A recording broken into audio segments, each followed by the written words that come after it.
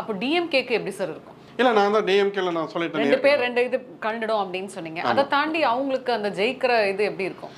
இல்லை, அவங்களுக்கு போட்டி, அவங்களோட கூட்டணி அந்த அந்த பலங்கிறத உடைஞ்சதுனாவே அவங்களோட வெற்றி வாய்ப்புங்கிறதே கொஞ்சம் கேள்விக்குறியானது.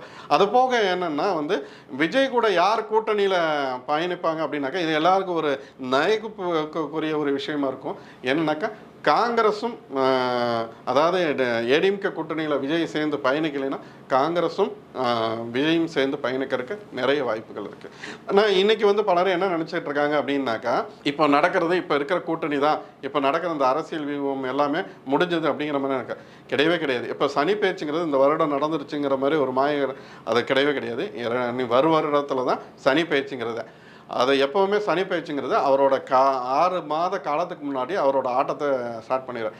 இன்றைக்கி நினச்சிக்கிட்டு இருக்க இன்றைக்கி நடக்கிற வியூகம் அனைத்துமே தவிடுபடி ஆகும்.